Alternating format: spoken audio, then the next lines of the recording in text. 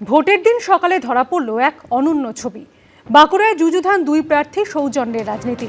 বয়সী ছোট বিজেপি প্রার্থী পায়ে হাত দিয়ে প্রণাম করলেন বাঁকুড়া তৃণমূল প্রার্থীকে। ভোটের দিন সকালে তালডাংরা কেন্দ্রে দুই প্রার্থীর মধ্যে দেখা গেল সৌজন্যের রাজনীতি।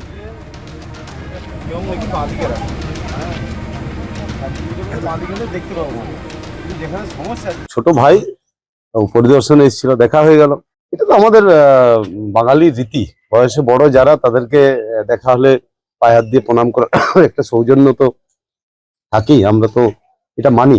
বিজেপি বরাবরই সৌজন্যের রাজনীতি বিশ্বাস করে। তাছাড়া উনি আমাদের এলাকার মানুষ, আমার পূর্ব পরিচিত। তাই ওনার যে বুথ তালদা, সেই বুথে এসেছিলাম, দেখা হলো, আশীর্বাদ নিলাম।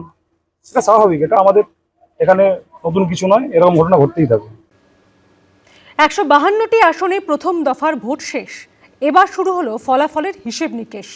বৃহস্পতিবার ভোট যখন মধ্য গগনে, তখনই শুভেন্দু অধিকারী বললেন 152 আসনের মধ্যে ন্যূনতম 125টি আসন পাবে বিজেপি।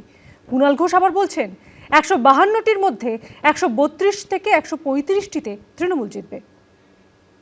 125 বিজেপি ন্যূনতম মিলিয়ন রেকর্ড করে রাখুন, 4 তারিখে দুপুরে দিন। 152টার মধ্যে 132 থেকে 135টা তৃণমূল জিতছে।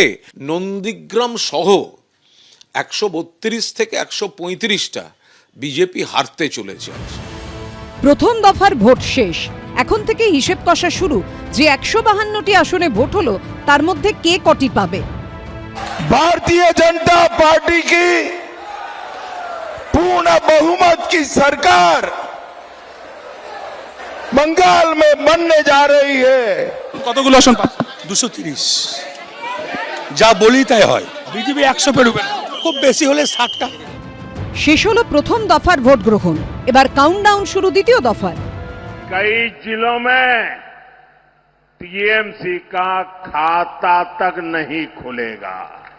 आपने ये तय कर दिया है कि 4 मई को केवल परिणाम नहीं, परिवर्तन आएगा।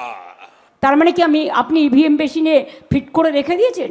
4 তারিখে বুঝবেন, ভোটের বাক্স খুলবে আর দেখবেন বিজেপি জ্বলছে আর লুচির মতো ফুলছে, জ্বলছে আর লুচির মতো ফুলছে।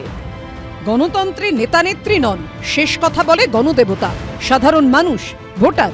তাঁদের মতামত জানা যাবে 4 মে। আশাবুল হোসেন ও সুমন ঘরাইয়ের রিপোর্ট, এবিপি আনন্দ।